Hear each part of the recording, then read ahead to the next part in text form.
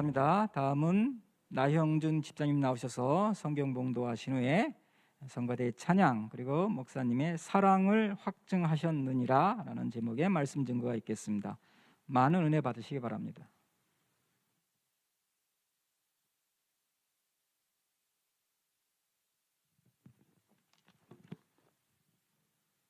주신 말씀 봉독하겠습니다. 우리가 아직 연약할 때의 기약대로 그리스도께서 경건하지 않은 자를 위하여 죽으셨도다. 의인을 위하여 죽는 자가 쉽지 않고 선인을 위하여 용감히 죽는 자가 혹 있거니와 우리가 아직 죄인 되었을 때에 그리스도께서 우리를 위하여 죽으심으로 하나님께서 우리에 대한 자기의 사랑을 확증하셨느니라.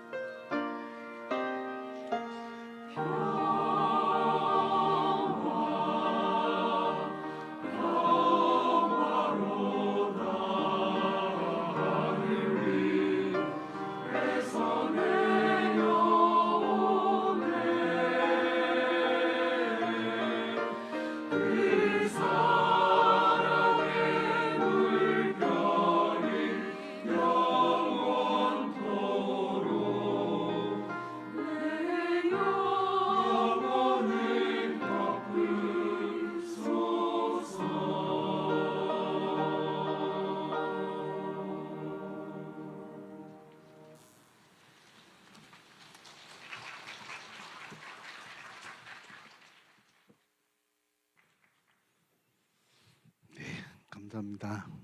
성가대에 무슨 일이 있었던 거죠? 갑자기 인원이 배가했어요. 네, 좋은 현상인 것 같고요. 네.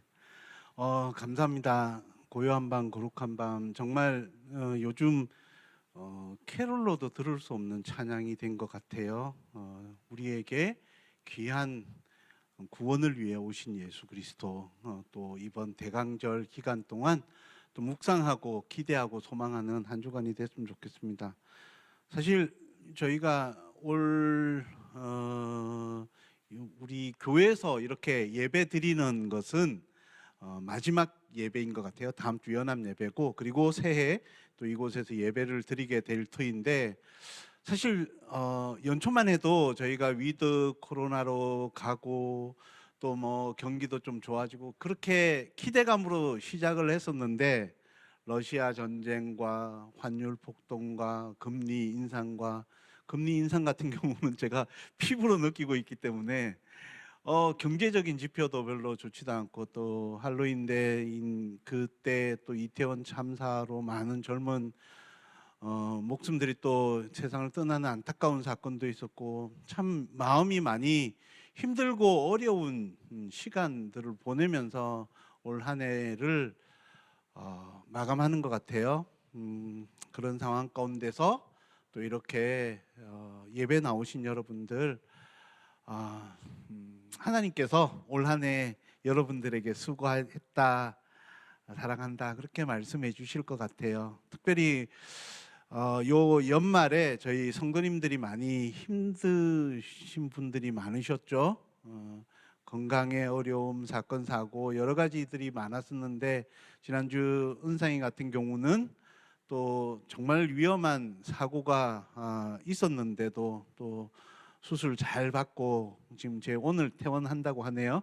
또 재활 치료 과정 가운데 갈 수 있게 된 것도 감사하고요. 서현성 집사님 또 코에 종양 있는 수술도 잘 끝났고, 김지현 집사님 또 아버님 또 병상에 이제 임종을 준비했는데 더 오래 있고 싶기는 하지만 그 병상에 계시는 시간이 너무 힘든 걸 알기 때문에 하나님께서 편안하게 모셔갔으면 했는데, 또 지난주에 또 지난주가 아니죠, 어제 또 장례 또 해서 아마 지금쯤이면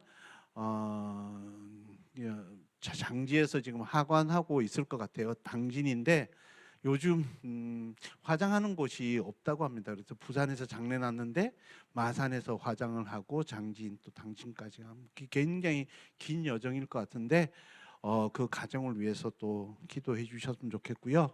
내일입니다. 우리 배선자 집사님의 어머님 폐 수술을 하십니다. 그 수술하시고 조직 검사 하시는 그 과정 가운데 하나님께서 또 치유하고 회복하는 그 역사가 있기를 위해서 기도해 주시고요. 수술 받으시는 어머님과 가족들도 마음에 평안할 수 있도록 기도해 주셨으면 좋겠습니다.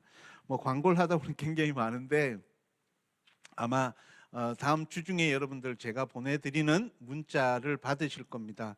올해도 연말에 제가 여러분들의 기도 제목을 가지고 기도원에서 한 해에 감사했던 것, 또 내년에 하나님께서 주실 그 은혜, 기대감을 기도의 제목에 담아서 온라인으로 좀 제출을 부탁을 드리고요. 사실 뭐 이렇게 손으로 쓰는 게 좋기는 하지만, 혹시 뭐 그게 불편하신 분은 문자로 저에게 기도 제목을 주시면 12월 마지막 그 주간에 여러분들 위해서 또 함께 기도하는 시간을 갖도록 하겠습니다.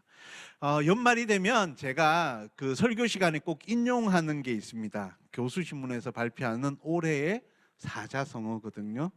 올해의 사자성어로 여기에 게시판에 쓰죠. 제가 이걸 준비한 이유는 발음이 어려워요.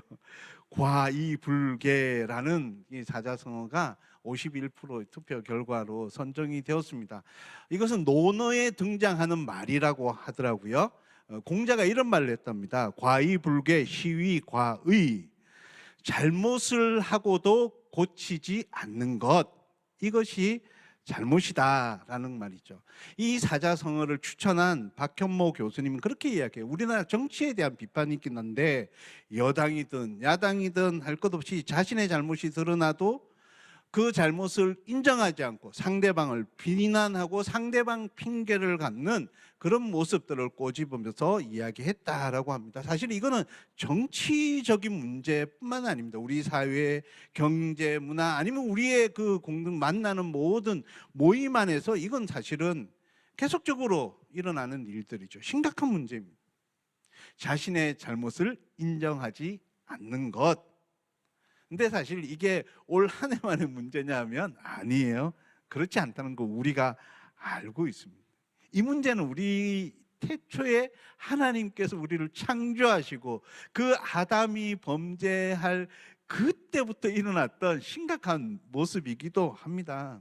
하나님께서 에덴 동산을 만드시고 그 모든 것을 허락하시되 선악을 알게 하는 나무의 실과를 먹지 말라 그랬는데 아담과 하와가 먹었어요. 하나님이 아담에게 책망을 하죠. 그때 아담의 대답입니다. 12절 한번 볼까요? 아담이 이르되 하나님이 주셔서 나와 함께 있게 하신 여자 그가 그 나무 열매를 내게 주므로 내가 먹었나이다. 저 여자가 줘서 먹었지 뭐 나한테 그러십니까? 라는 뉘앙스입니다. 근데 사실 이 본문을 여러분 다시 한번 띄워주시면 굉장히 중요한 그 부분이 있습니다. 아담이 지금 저 여자 때문입니다 하고 이야기하고 있는 것 같지만 실제로는 누굴 원망하고 있는 거예요? 당신이 내게 주셔서 나와 함께한 여자. 이 뉘앙스에는 당신이 저 여자 나한테 주셨잖아요. 그 원망이 하나님을 향해서 있는 것을 보게 된다는 거죠. 자기가 잘못해놓고 그 핑계가 그 여자에게, 상대방에게, 지금 하나님께 향하는 모습이죠. 하와는 어떻게 했을까요? 하나님 잘못했어요 그랬을까요? 아니에요. 저 뱀이 나를 유혹해가지고 내가 먹게 되었노라 이렇게 이야기합니다. 사실 이 부분은 우리 죄라는 것이 가지는 속성 가운데 대표적인 속성 가운데 하나입니다. 사도 바울은 다메섹 도상에서 주님을 만났어요. 회심했어요. 그리고 그가 복음을 전하는 사도로 하나님의 그 귀한 복음 십자가의 도를 전함에 있어서 제일 벽에 부딪혔던 부분이 바로 이 영역이었던 것 같아요. 사람들이 죄라는 것을 인정하지 않는 거예요. 자기가 죄인이라는 사실을 인정하지 않는다는 거. 그래서 로마서에 보시면 죄라는 단어가 무려 84번이나 84번이나 등장을 하고 있어요. 사도 바울이 이야기해요. 너희가 선하다고 생각하느냐? 너희가 의롭다고 생각하느냐? 절대 그게 아니다. 너희들은 죄인이다. 너희들은 다 죄 아래 있다. 바울의 주장대로라면 여기 앉아 계신 여러분들도 다 죄 아래 있는 겁니다. 제가 로마서를 가지고 지난 학기하고 이번 학기 성경 공부를 했어요. 조금 어렵습니다. 근데 이 어려운 게 내용이 어렵고 이해하기가 힘든 게 아니라 사실은 그 내용을 받아들이고 인정하는 게 힘들었던 것 같아요.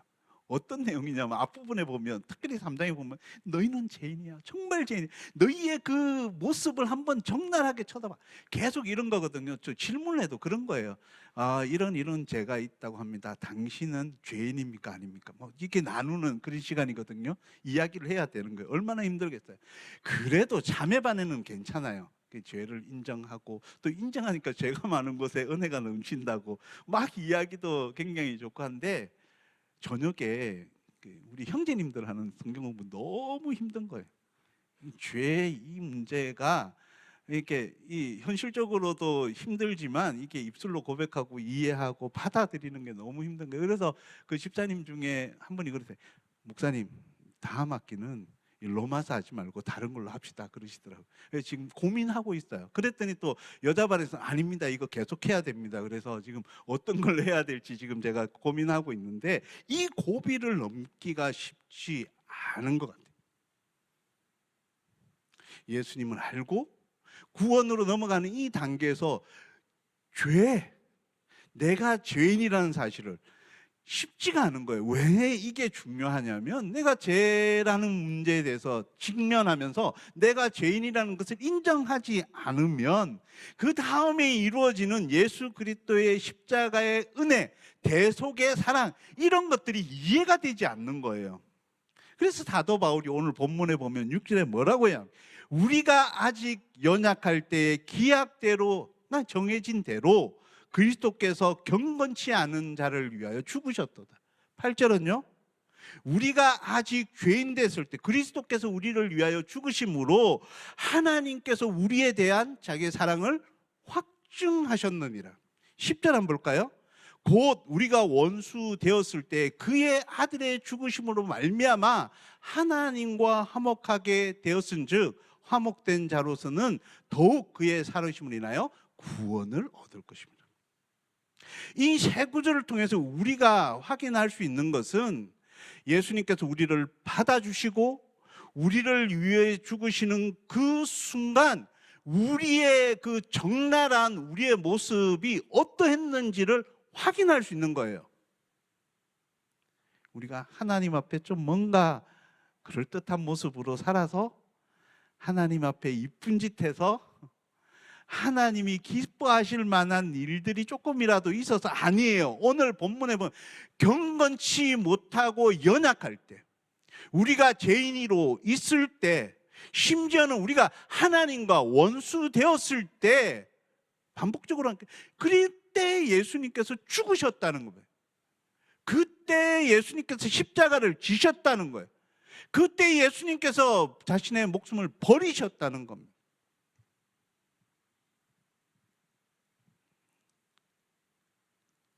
이걸 인정하고 그 다음으로 넘어가죠. 그러면 왜 죄인이고 하나님 앞에 경건하지도 못하고 원수로 살았던 우리를 왜 구원하시기 위해서 십자가 지셔야만 합니까? 라는 부분에 대한 부분은 우리가 너무나 잘 아는 요한복음 3장 16절에 그 해답이 나와 있습니다.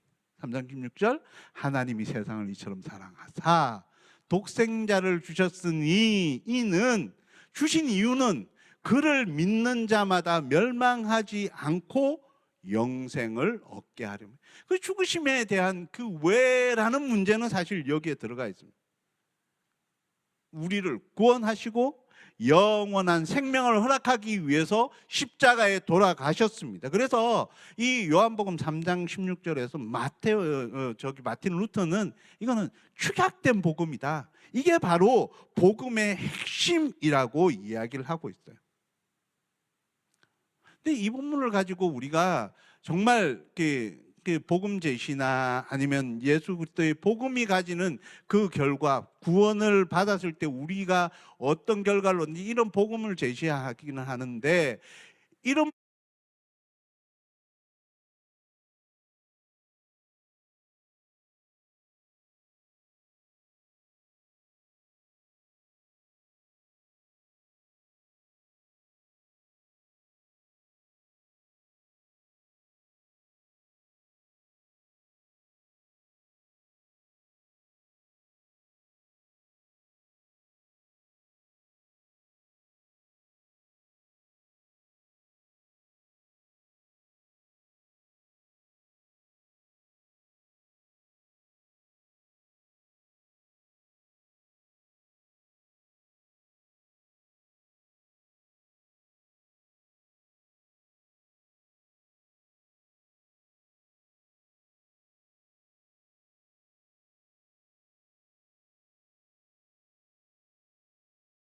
이런 부분들을 그 액면 그대로 받아들인 게 조금 이해하지 못하고 오해하는 그런 경향성이 있습니다. 뭐냐면 우리가 죄를 지었고 예수 그리스도께서 구원자로 오셨고 그를 통해서 우리가 구원을 받게 됐다, 이건 분명한 복음입니다. 근데 그 다음에 우리가 어떻게 생각하냐, 우리가 할 일은 뭐냐면 그 복음을 받아들이는 거죠. 이거 여기까지 맞죠? 근데 이렇게 생각하는, 그걸 하나님의 테스트 정도로 생각하는 거예요.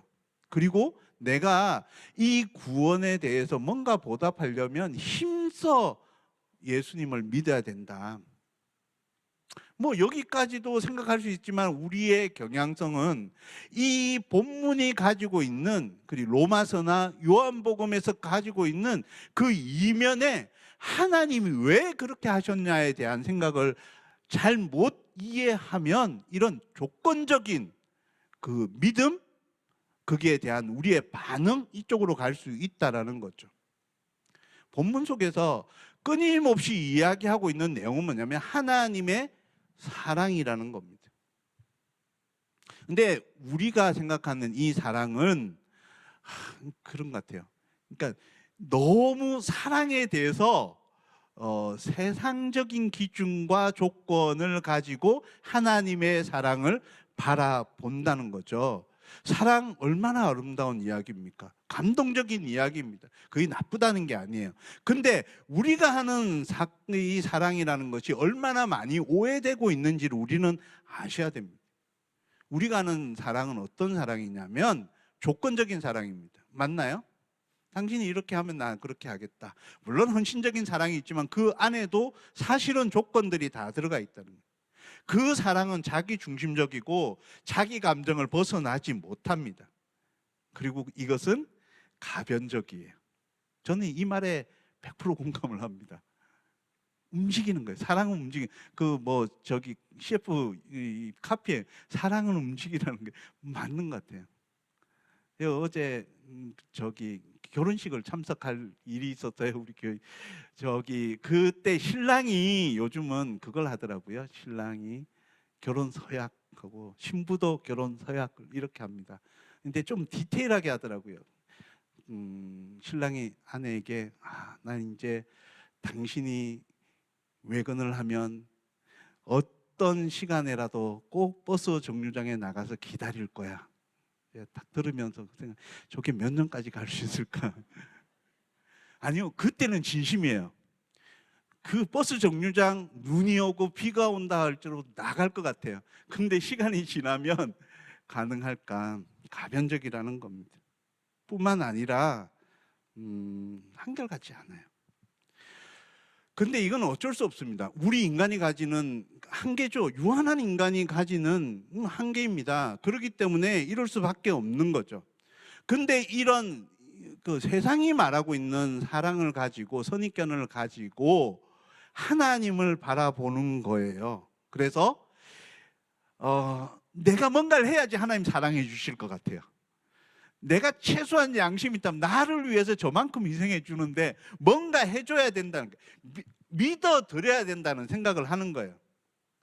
진정한 사랑은 조건을 요구하지 않습니다. 내가 이만큼 해줬으니까 너 이만큼 해줘라는 것은 이건 사랑이 아니라 거래입니다. 우리 인생을 살면서 그럴 때 있잖아요. 신앙생활을 할 때 하나님 내 모습을 보면서 하나님이 내 삶의 이 신앙의 모습을 보면 정말 나를 사랑할까? 이만큼 엉망인데? 그건 뭐냐면 내가 스스로 그 하나님이 우리를 사랑하시는 그 사랑의 그 잣대를 정해놓은 거예요. 주님의 사랑은 한계가 없는 거예요. 리미티드인데 자꾸 언리미티드로 우리가 한정적으로 생각을 하는 겁니다. 그러다 보니까 불안하지 않아요? 우리가 항상 그렇게 우리가 세워놓은 기준조차도 우리가 만족하며 살아갈 수 있나요? 안 되죠. 최소한 나는 이렇게는 살아야지 그랬는데 넘어지잖아요. 제대로 살지 못하잖아요. 사랑하지 못하잖아요. 섬기지 못하잖아요. 미워하잖아요. 하나님 말씀에 순종하지 못하잖아요. 가서는 안 될 때 가잖아요. 해서는 안 되는 모습으로 살아가지. 그때 어떤 마음이에요? 불안한 거예요. 하나님이 요때 나를 치면 어떡하나? 사건이 있어요. 하나님이 바로 응답하시네. 물론 하나님 그렇게 하실 수도 있지만 우리의 삶에서 이 신앙생활하면서 그렇게 불안해하고 초조해하고 안달하고 이런 모습을 하나님이 바라보면서 좋아하실까요? 그렇지 않다는 겁니다. 주님이 우리를 향한 사랑의 시작이 언제였습니까? 그래서 사도 바울은 이 이야기를 하는 거예요. 너희가 경건하지 못할 때, 연약할 때, 죄인으로 있을 때, 심지어는 너희는 원수로 있을 때 그때 사랑해 주셨다는 거예요. 이미 사랑해 주고 계신 거예요. 여러분들이 예수 믿고 회개하고 하나님 앞에 돌아오는 거 기쁘지만 그것 때문에 사랑해 주시는 게 아니라는 거예요. 재밌는 글을 하나 읽었습니다. 어느 부부가 있었어요. 이 남편은 이렇게 차를 너무너무 사랑하시는 그런 남편들 많으시죠. 멋진 차를 한 대 샀어요.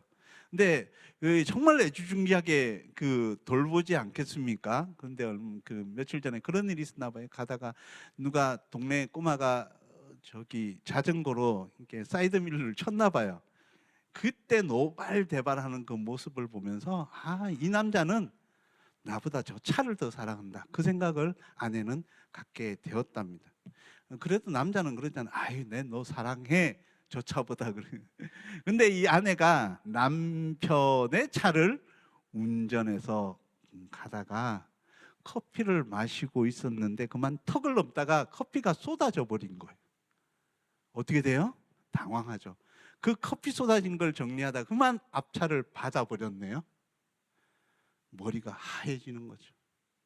그렇게 차에서 먹지 말라고 했는데 커피를 마신 것도 문제지만 그 뒤에 차를 받아가지고 그 새 차에 흠집이 갔다는 사실이 이게 불안한 거 초조할 수밖에 없는 거죠. 어떻게 해요? 남편에게 전화 못 합니다.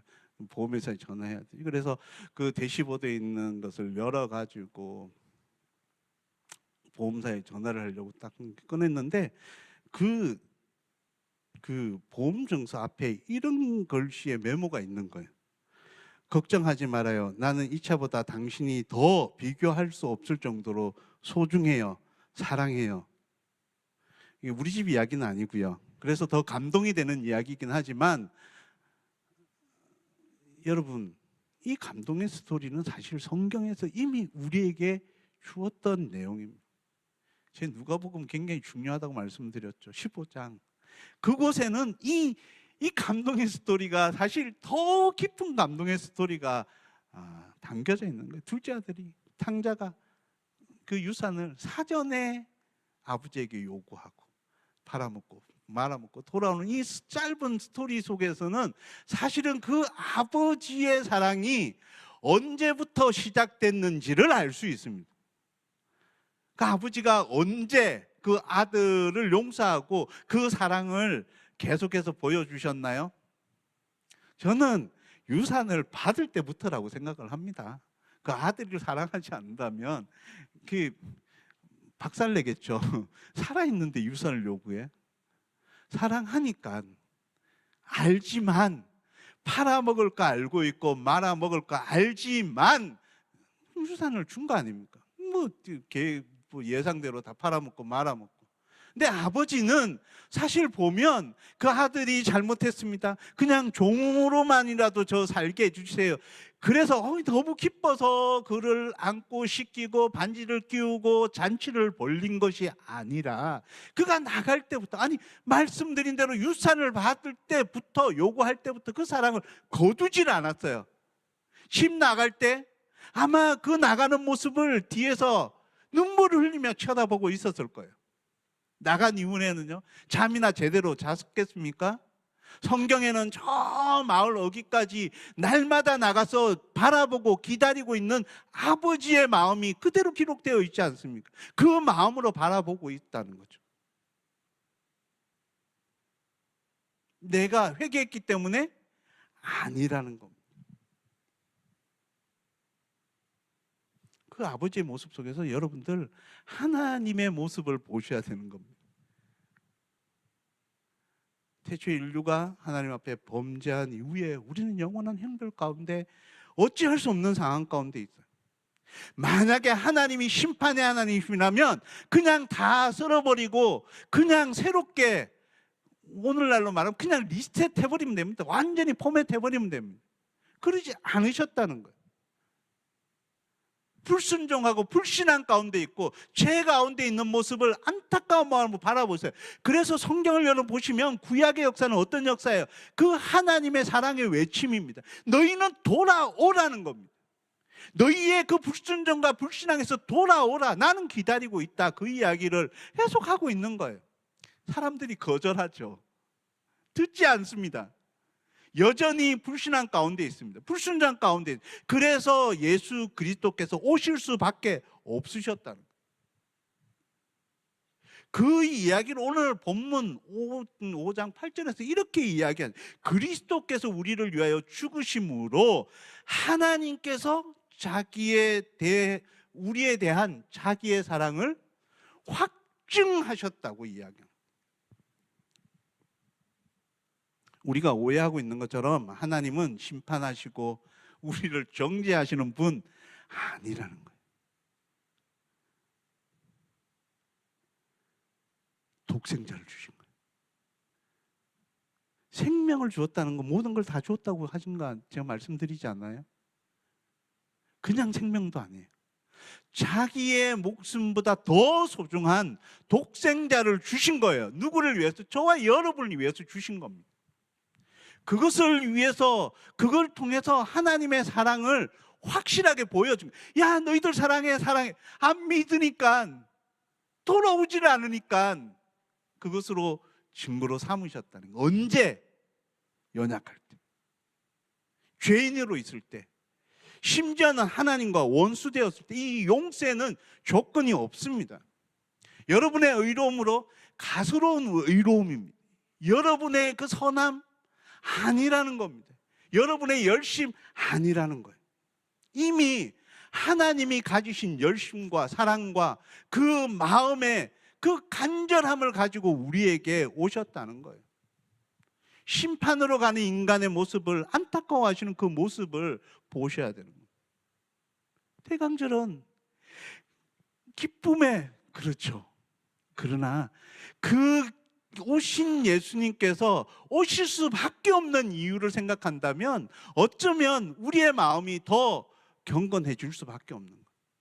그 사랑이 우리 마음 가운데 더 감사로 올 수밖에 없는 것입니다. 사도 바울 선생님은 로마서 8장에서 그렇게 이야기해요. 그런즉 이 일에 대하여 우리가 무슨 말을 하리요? 만일 하나님이 우리를 위하시면 누가 우리를 대적하리요? 자기 아들을 아끼지 아니하시고 그 모든 사람을 위하여 내어주시니까 어찌 그 아들과 함께 모든 것을 우리에게 주시지 않겠느냐? 아멘입니까? 저와 여러분 그런 사랑을 받은 존재들입니다. 그 은혜를 누리는 겁니다. 이미 우리는 절망하고 좌절하고 심판 가운데 있고 멸망할 수밖에 없었던 존재들입니다. 십자가를 통해서 구원을 받았다는 그 구원을, 그 은혜를, 그 하나님의 놀라운 사랑을 여러분들이 이미 누리고 있다는 거예요. 그걸 깨달으셔야 돼요. 만족하셔야 돼요. 우리의 문제는 만족하지 못합니다.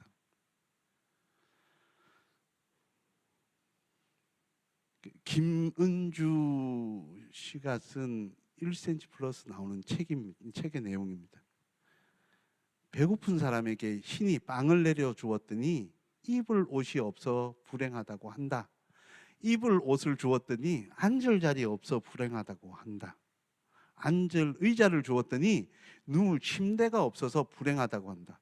누울 침대를 주었더니 침대를 놓을 큰 집이 없어서 불행하다고 한다. 큰 집을 주었더니 차가 없어 불행하다고 한다. 차를 주었더니 가장 빠른 차가 아니라 불행하다고 한다.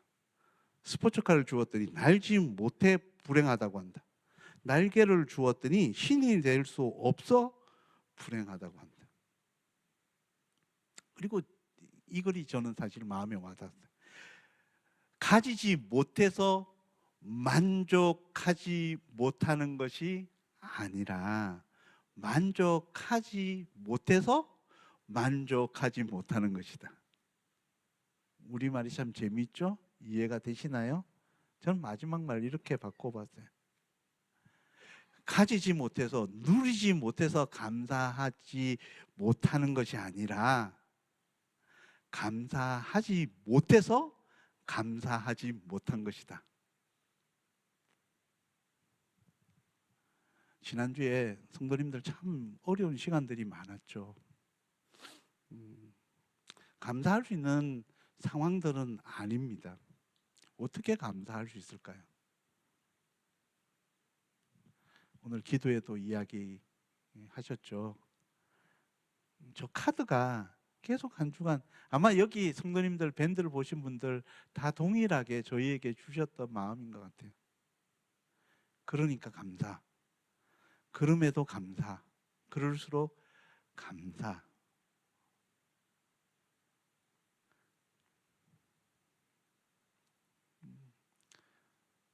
그것까지 감사.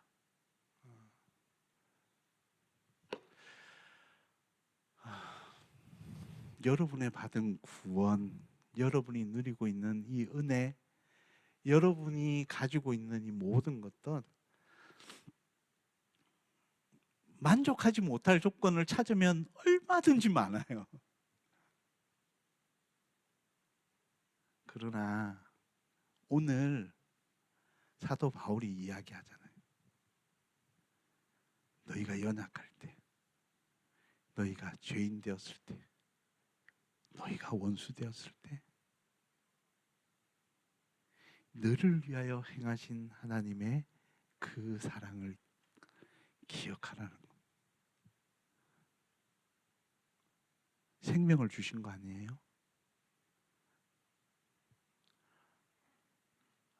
여러분, 생명이 없으면 아무것도 아닙니다. 아시죠? 내가 억만장자? 내가 철인 3종 경기에 나가서 끄떡없는 건강? 아니면 수많은 인맥? 사회적인 지위? 이런 것들이 다 유례적이에요. 근데 우리는 그것에 그냥 함몰되어 있는 거예요. 그것이 보여지는 거예요. 그것을 가지고 하나님의 사랑, 하나님의 은혜, 하나님의 축복을 측정을 하고 있습니다. 아니에요. 이미 다 주셨어요. 생명을 주기까지. 로마서 3장 8장 32절 33절 뭐라고 이야기하는 거예요? 그 사랑하는 아들을 주신 분이 또 다른 모든 것을 주시지 않겠느냐. 거기서부터 시작되는 여러분의 감사였으면 좋겠어요. 거기서부터 시작되는 누리는 은혜였으면 좋겠어요. 거기에서부터 시작되는 만족과 평안이었으면 좋겠습니다. 대강절 한 주간 어쩌면 여러분 지나온 1년을 한번 돌아보시는 시간이 되시면 어떨까요? 하나님이 어떻게 인도하셨는지, 어떻게 나와 동행해 주셨는지, 나에게 어떤 축복을 주셨는지, 그것까지도 감사. 그 고백을 우리 찬양팀과 함께 드리기를 원합니다. 하나님 주신 이 모든 것 하나님의 은혜였습니다. 자리에 일어나셔서 마지막 찬양 주님 앞에 드리도록 하겠습니다.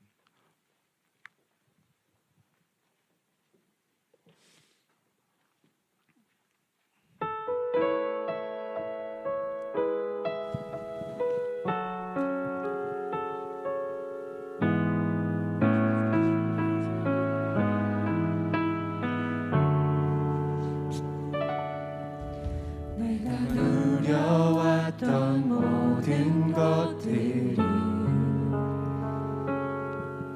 내가 지나왔던 모든 시간이 내가 걸어왔던 모든 순간이 당연한 것 아니라 은혜였소. 마치 내가 뜨고 저녁에 봄의 꽃향기와 가을의 열매 떠나는 계절의 모든 순간이 당연한 것 아니라 은혜였소. 모든 것이 은혜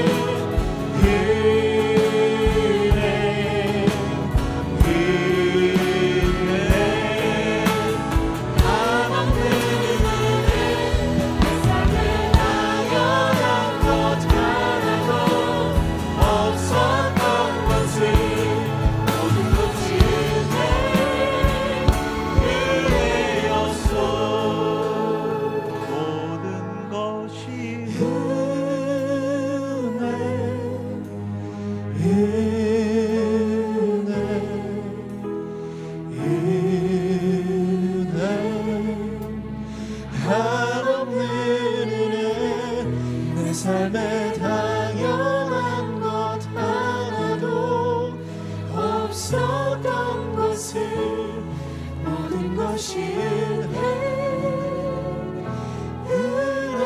은혜였소. 시간 함께 기도하는 시간을 좀 가질까요? 사실 이번 주 말씀 준비하면서 참 이렇게 힘든 시간이었어요. 준비가 안 된다고 할까요? 아우, 책도 많이 읽고 제가 자료도 많이 했는데 왜 하필 이 어려운 본문을 정해가지고 할까 그랬는데 결국 제가 붙던 말씀은 로마서 8장 32절입니다. 자기 아들을 아끼지 아니하시고 우리 모든 사람을 위하여 내어 주시니가 어찌 그 아들과 함께 모든 것을 주시지 않겠느냐. 성도님들의 어려움과 내 삶에 당하고 있는 이 많은 하나님 뭡니까? 이런 생각이 들 때가 많잖아요. 그때 저와 여러분에게 주신 말씀이에요. 야, 나 너 위해서 모든 거 다 줬잖아. 아니, 나보다 더 소중하게 여기는 아들까지 너를 위해서 준 거잖아. 내가 너를 위해서 뭘 아끼겠네. 너 힘든 거 알아? 힘내. 내가 있잖아. 그 음성으로 들리는 건데, 여러분에게도 오늘 동일하게 주시는 하나님의 말씀입니다. 혹시 여러분 인생에 어렵고 힘들고 뭐 좌절되는 순간이 있습니까? 이 시간 주님 앞에 그냥 솔직하게, 주님 힘드네요, 어렵네요, 저 눌림이 있습니다, 평안이 없습니다. 하나님, 근데 오늘 말씀을 통해서 주셨잖아요. 너 사랑한다. 하나님, 한 주간 그 사랑을 내 마음 가운데 마음껏 누릴 수 있는, 확인할 수 있는, 확정하신 그 사랑을 내가 고백할 수 있는 한 주간 될 수 있도록 환경을 보는 것이 아니라 주님 바라보고 주님 사랑 바라보게 인도하여 주옵소서. 이 시간 함께 그 주님 의지하며 기도하는 시간을 좀 갖도록 하겠습니다. 함께 기도하겠습니다.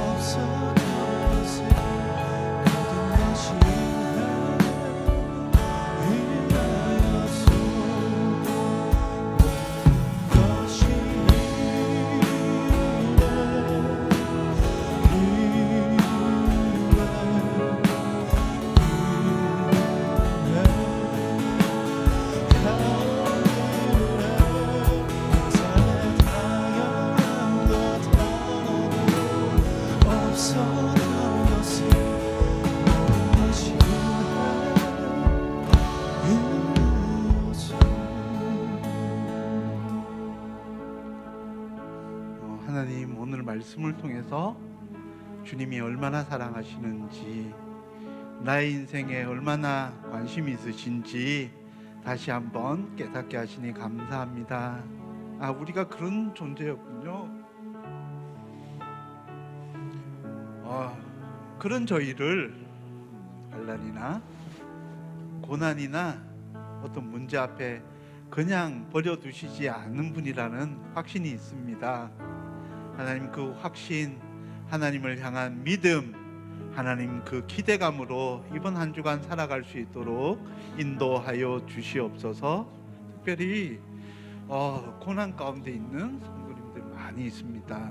육신적으로, 경제적으로, 관계로 올 한 해 해결되지 않은 문제로 또 새해를 맞이하는 그 가정들이 있는데, 하나님 그들에게 함께하여 주시고 그 아들을 주신 주님께서 모든 것을 주신다라는 그 확신과 믿음 가운데 염려와 좌절과 불안으로 맞이하는 새해가 아니라 기대함으로, 소망함으로, 평안함으로 맞이하는 한 해가 될 수 있도록 도우시고 인도하여 주시옵소서. 하나님께서 우리를 다시 한번 연약할 때, 죄인 되었을 때, 원수 되었을 때도 사랑하여 주셨다는 사실이 내 삶 가운데 정말 기쁨이 되고 평안이 되고 믿음의 능력이 되는 한 주간의 삶이 될 수 있도록 인도하여 주시옵소서. 이제는 우리 주 예수 그리스도의 은혜와 하나님의 크신 사랑하심과 성령님의 감화 감동 역사하심이 끊을 수 없는 주님의 사랑으로 붙들어 주시는 그 하나님의 놀라운 은혜 사랑 확신하고 평안을 누리고 그 사랑 전하겠다고, 그 사랑 내 마음 가운데 마음껏 누리겠다고 또 다짐하고 돌아가는 귀한 믿음의 권속들 머리 위에 이제로부터 영원까지 함께 하시기를 간절히 축원하옵나이다.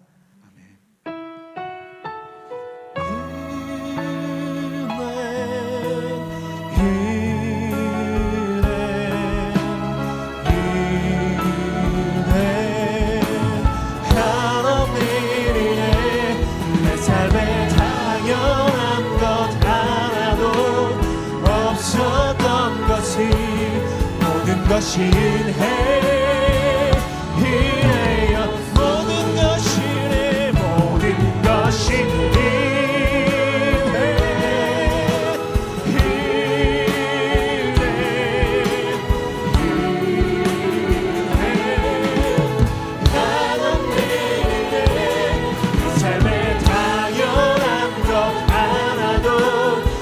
없었던 것이 모든 것이 은혜, 모든 것이 은혜입니다. 모든 것이